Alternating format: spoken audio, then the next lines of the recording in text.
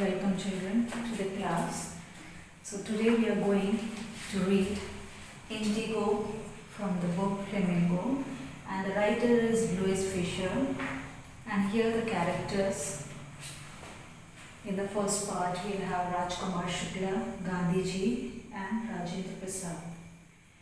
So this Indigo, you know about the problem when the Britishers were there in India, they were ruling the country. They forced the Indians to grow indigo, and the Indians had to undergo so many problems. They had to face so many problems, especially the sharecroppers. They had to pay the rent and everything, but nothing good was happening to them, and they were in a very bad condition. And when they went to the lawyers and all, they had to pay a lot of money, but no result used to come out of it. So, about this Rajendra Prasad, this Rajkumar Shukla, he is one of the sharecropper.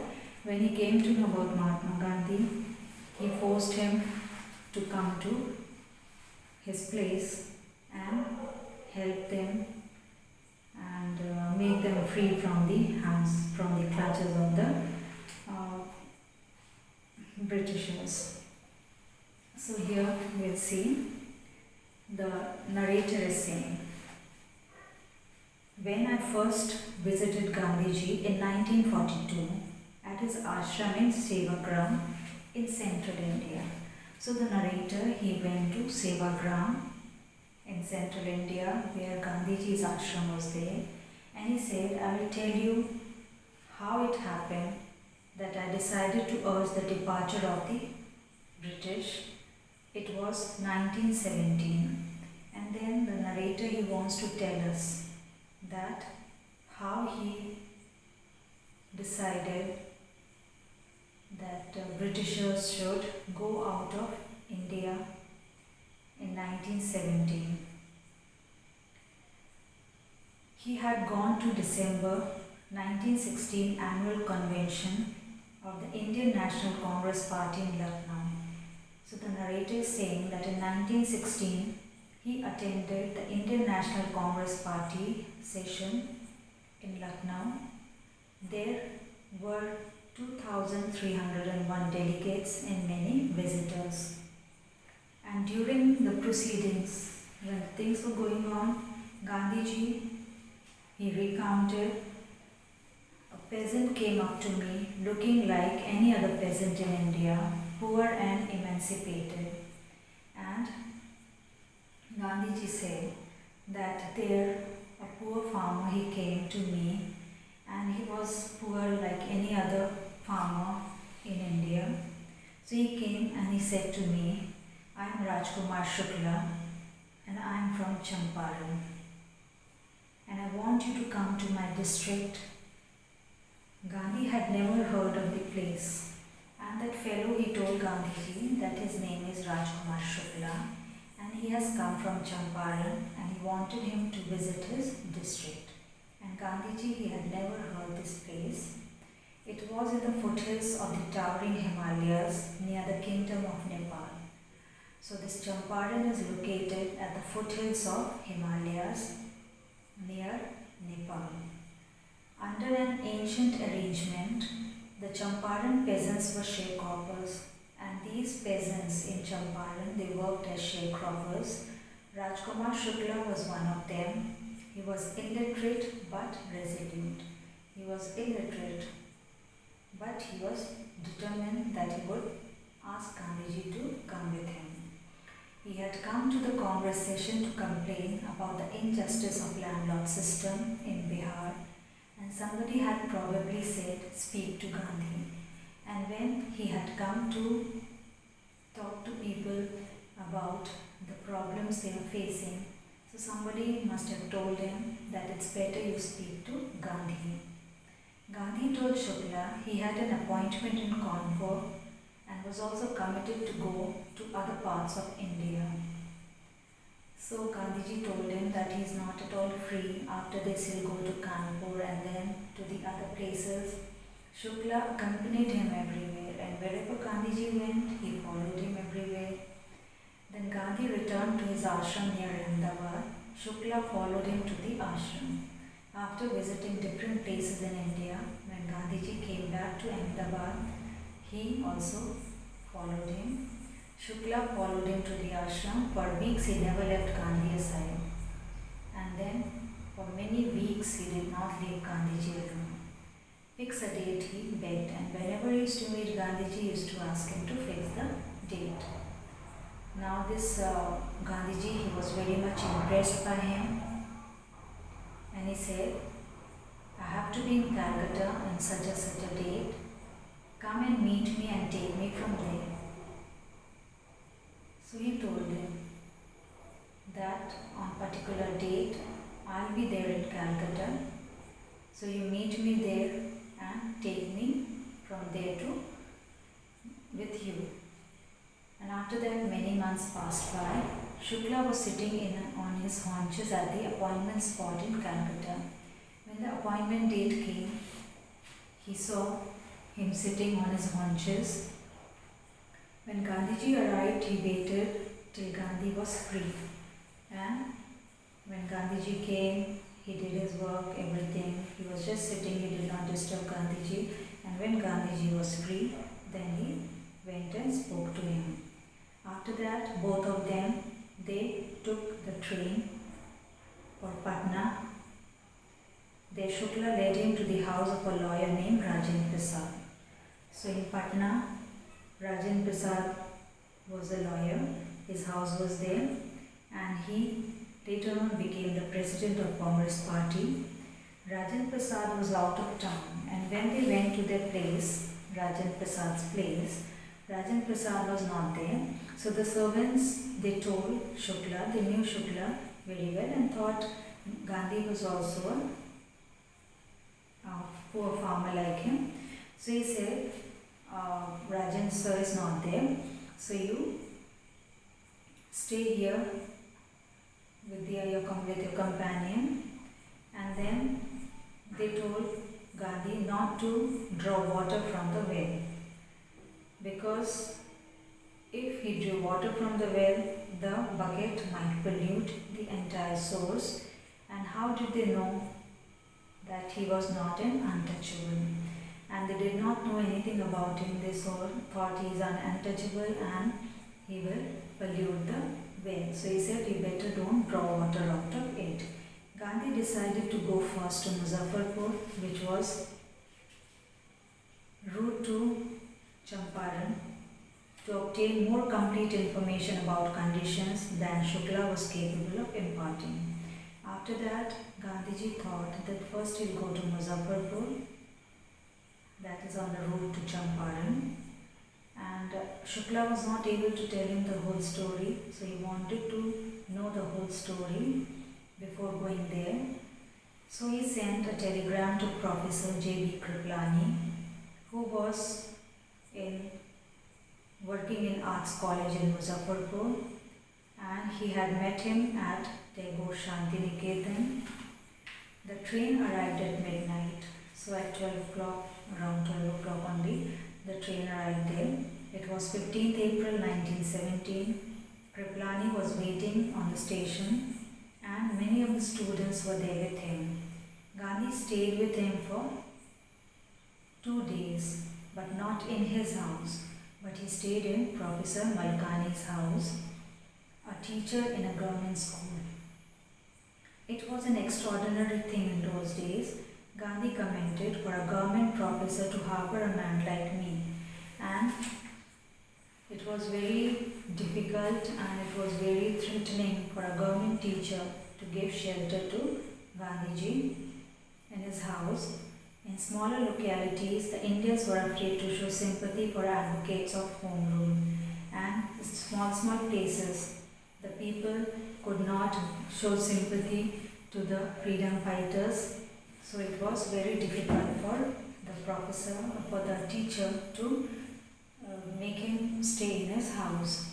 The news of Gandhi's advent and the nature of his mission spread quickly through Muzaffarpur and to Champaran, and very soon, like fire, the message spread about Gandhiji that he had come over there to help the people. Sharecroppers from Champaran began to arrive on foot and by conveyance to see the champion. And the people, the sharecroppers, when they came to know about Mahatma, about Gandhi, they all started coming to see him. Muzaffarpur lawyers called on Gandhi to brief him. Then lawyers came, they told everything to Gandhi.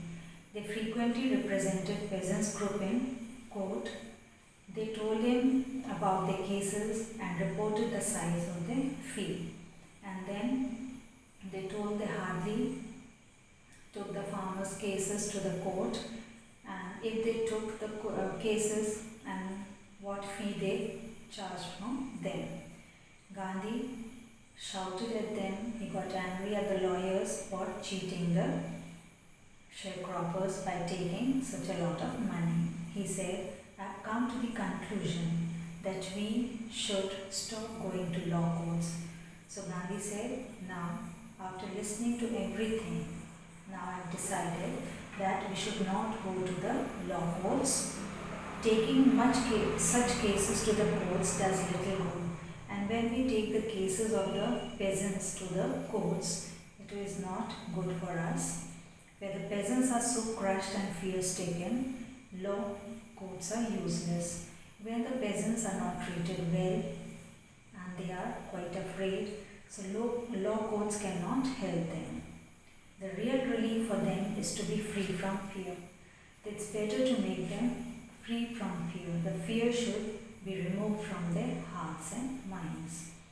Most of the arable land in Champaran district was divided into large estates. And in Champaran, the land was, agricultural land was divided into big areas. And those areas were owned by the Englishmen. And in their farm, the Indian tenants, they worked. The chief commercial crop was indigo, and in that part, indigo was the commercial crop.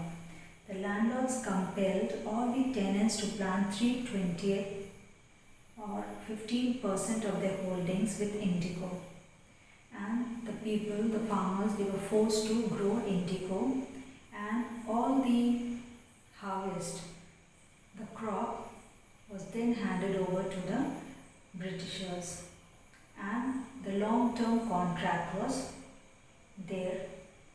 Presently, the landlords learned that Germany had developed synthetic indigo, and when the long-term contract was made with the peasants, the Britishers, after that they came to know that Germany had developed synthetic indigo. Now it was a bad hit for them because this natural indigo was not in use now. It was not in demand. So they forced them to pay the compensation, and then they would relieve them from the land. And it was arranged that 15% of the arrangement should be done. 15% compensation should be returned to them. The sharecropping arrangements were irksome to the peasants, and many signed willingly. So this sharecropping arrangement, it was not good. Many people willingly signed, and those who resisted engaged laws, and those who did not want to sign, they did not want to break the agreement, they went to the lawyers.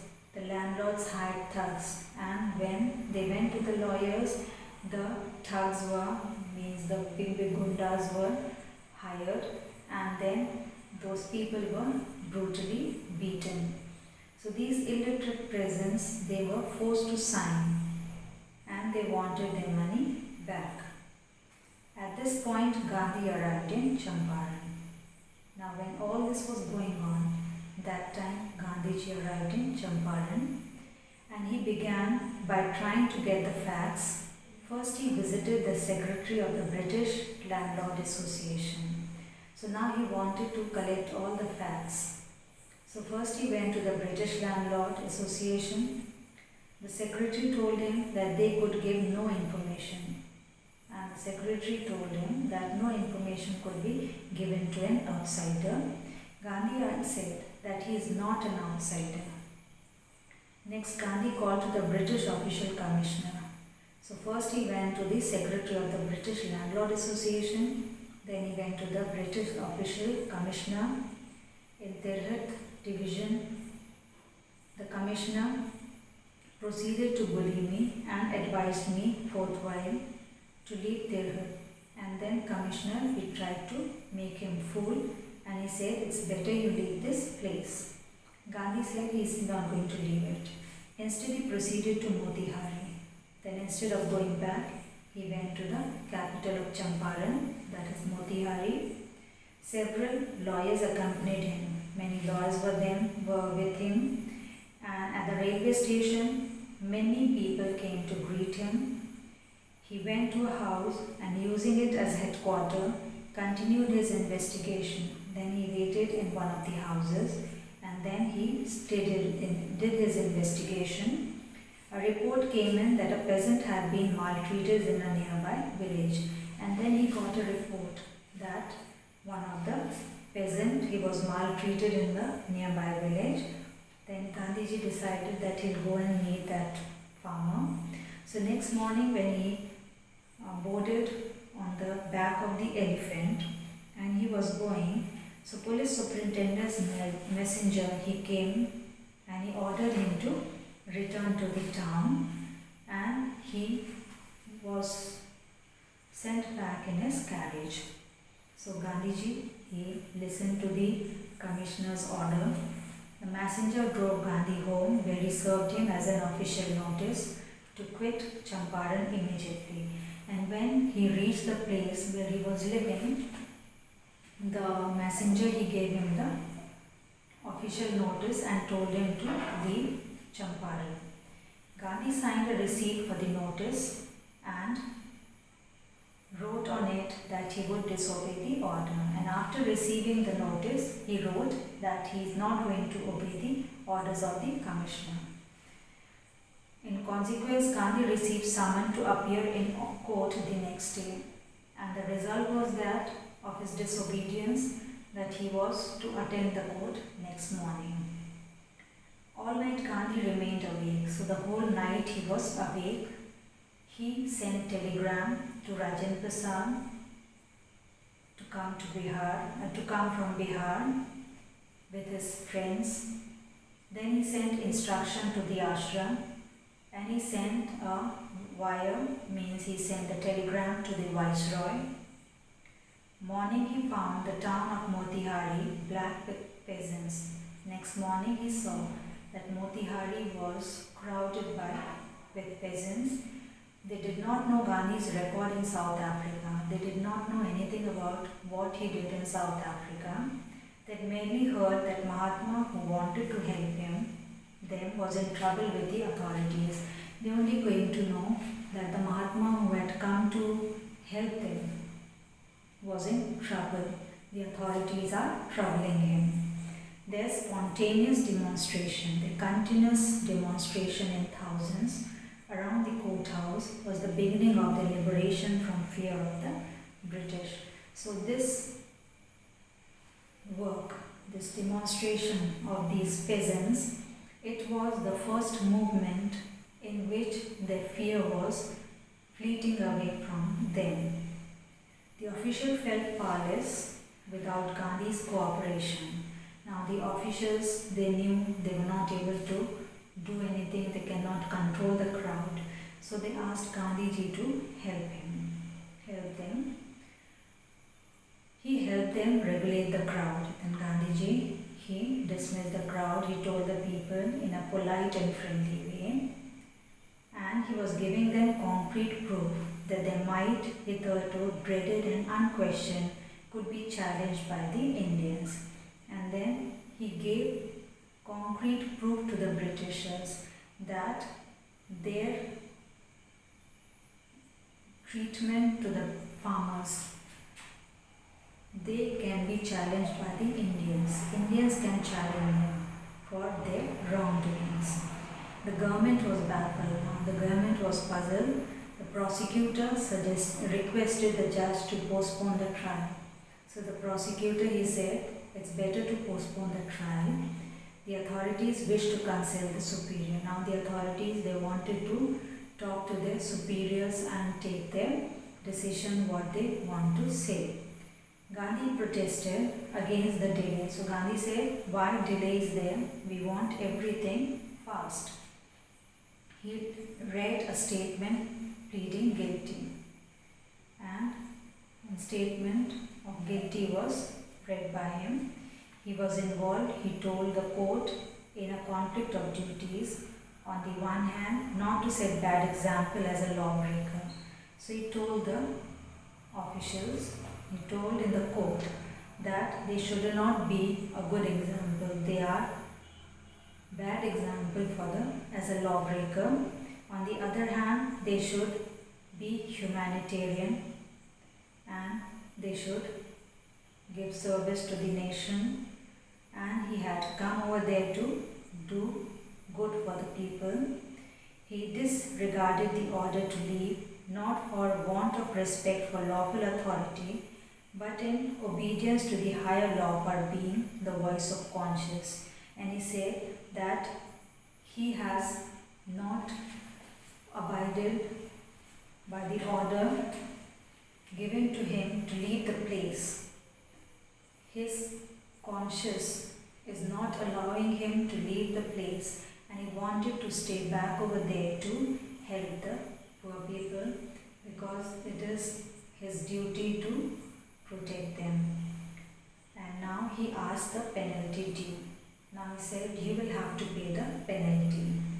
The magistrate announced that he would pronounce sentence after 2-hour recess and asked Gandhi to furnish bail for those 120 minutes. Gandhi refused.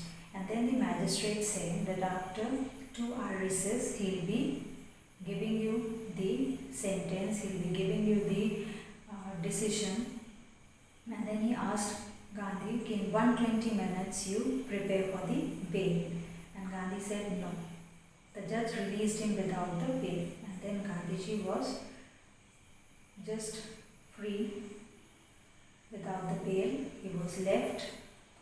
The court reconvened. The judge said he would not deliver the judgment for several days. And when the court was reconvened after the recess, the judge said that for a few days he is not going to give the judgment. Meanwhile, he allowed Gandhi to remain at liberty. And then for a few days, he told Gandhi to be free. He did not say anything to him. And this way he postponed the judgment. And so children, this part we have done. And next remaining of the portion we'll do in the next class. So that's all for today. Good day and good luck.